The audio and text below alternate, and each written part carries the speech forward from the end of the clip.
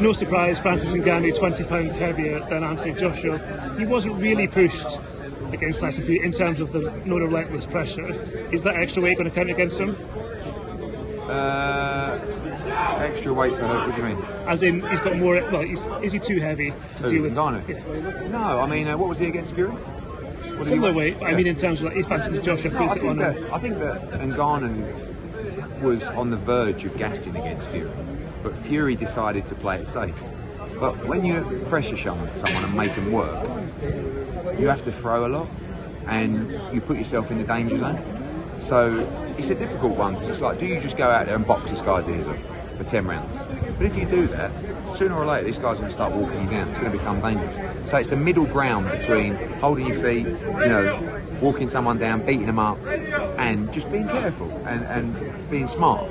But I think if AJ fights at a fast pace, Ngannou will find it very difficult in there.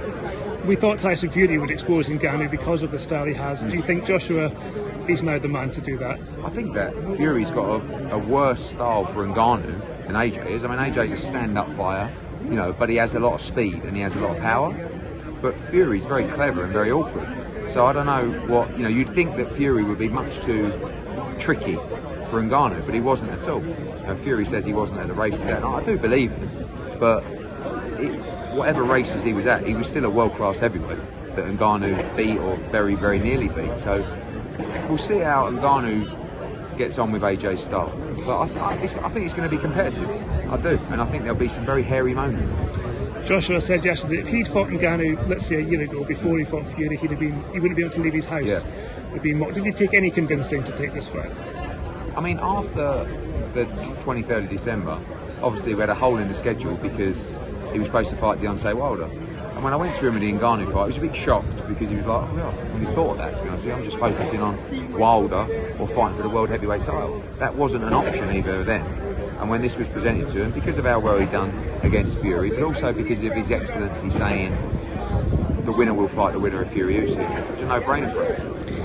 A few years ago, you gave Jake Paul his professional boxing debut. Yeah. If someone had said to you then, you'd be fighting Mike Tyson at 58 years of age, what would you have said? I hope not. I mean, you're probably asking the wrong person because I'm a hardcore boxing fan and Mike Tyson's one of my favourite fighters of all time. So, but it's a big event, But I find it quite sad that someone that's achieved as much as Mike Tyson is fighting at, what's he, 58, 50, something like that, and could lose to Jake Paul, But money's money, and money does strange things. Are you completely out of that game now? Oh yeah, I've been for a long time, ever since I've done KSI Logan Paul. But I get it, and I mean, that's a weird one because, Mike Tyson doesn't necessarily appeal so much to that younger generation, but all of us know who he is, and most of the world know who he is as well. I just don't like the fact that he's nearly 60. I just don't think you should be fighting at that age, and you certainly shouldn't,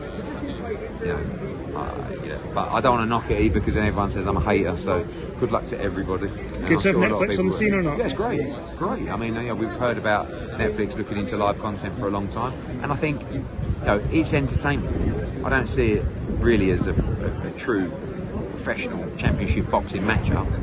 So it is entertainment, and that's what Netflix is all about. Conor Benn, Manny Pacquiao sitting two rows. It seemed inevitable that something was going on, but you say it's not done. No, it's not done, but it may well be very soon. It's a massive fight. I mean, obviously could land out here.